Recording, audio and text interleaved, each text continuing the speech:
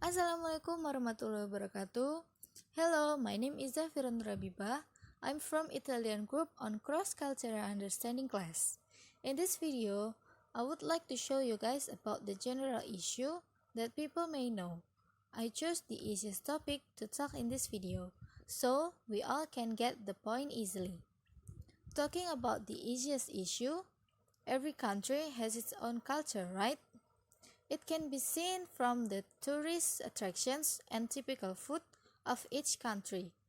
Because I'm from the Italian group, obviously I will show you guys about some tourist attractions and typical food from Italy.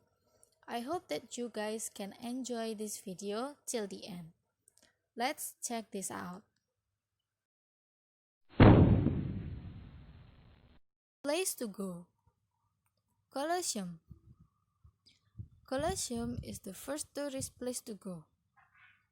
The Colosseum or Coliseum, original Latin name was Amphitheatrum Flavium, often anglicized as Flavian Amphitheater, is an oval amphitheater in the center of the city of Rome, Italy.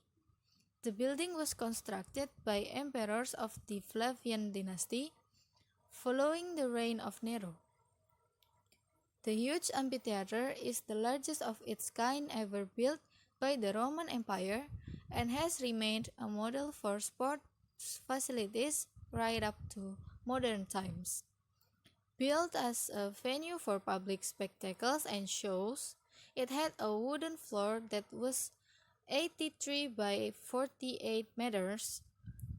Underneath it was 2 stories of tunnels, rooms, cells, and passage for gladiators, workers, wild animals, and storage. Even though the structure stands in stark contrast to the modern development that surrounds it, but it is a prominent reminder of ancient times and the extensive history of Rome. Leaning Tower of Pisa.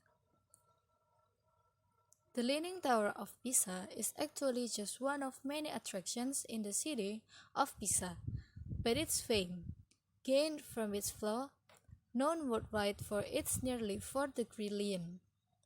Work began on the tower in the 1100s, and the sinking, which led to the lean, began by the time the tower reached the 3rd story. Prior to restoration work in the 1990s, it was predicted to topple over by the year 2000.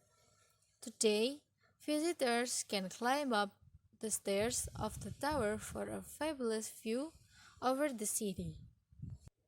The Leaning Tower, also known as La Torre Pendente, stands on the Piazza dei Miracoli, a setting it shares with the beautiful Romanesque Cathedral of Santa Maria Assunta and a round freestanding baptistery. Each of these features outstanding works of medieval stone carving.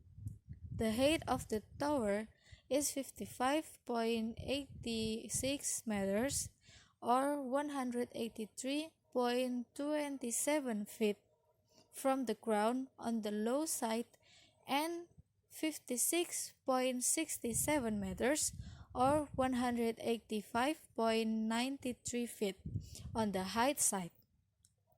The width of the walls at the base is 2.44 meter or 8 feet 0.06 inch. Florence Duomo Santa Maria del Fiore.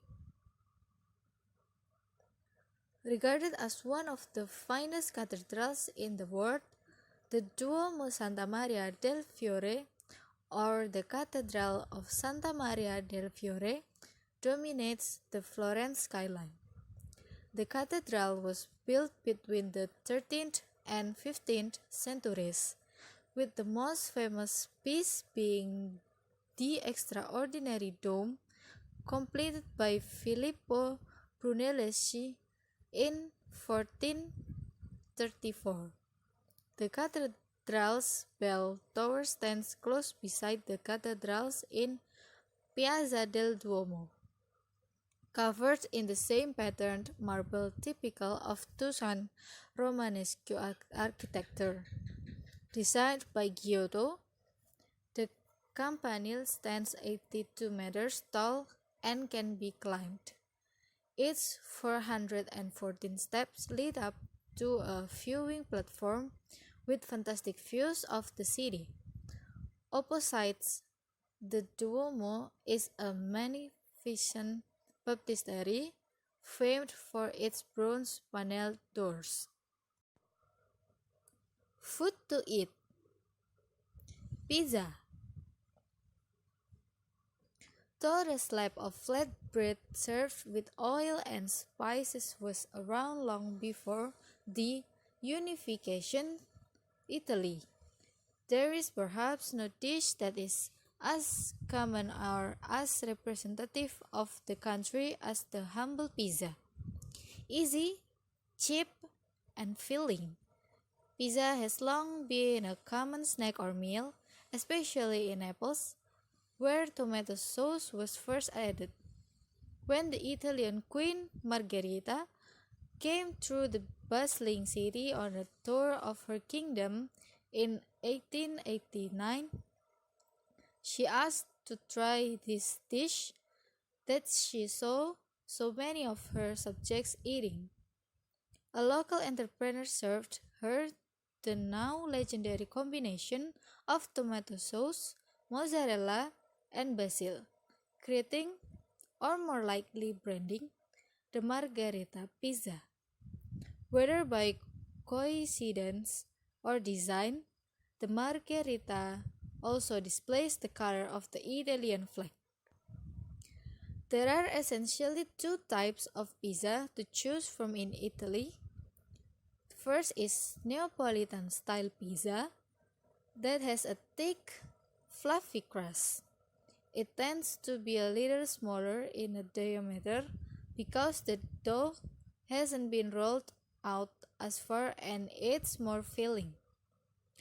Or second, Roman style pizza that has a paper thin crust and just the slightest crunch. It's larger in diameter but typically lighter and less of a gluten bomb. Lasagna. Lasagna is a white, flat pasta noodle, usually baked in layers in the oven.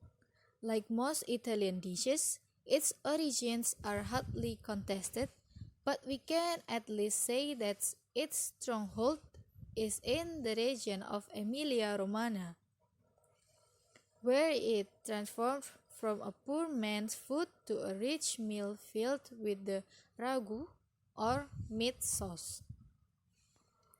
Traditionally, lasagna wasn't made with tomatoes. Only ragu, bechamel sauce, and cheese, usually mozzarella or Parmigiano Reggiano, or a combination of the two. Even today, only a bit of tomato or tomato sauce is used in a traditional ragu. Risotto. Rounding out the holy trinity of Italian starches is rice, which is often eaten as the creamy, luxurious risotto. Ironically, Italians aren't huge rice eaters, what with all the pasta and the polenta, but they are the largest producers of rice in Europe.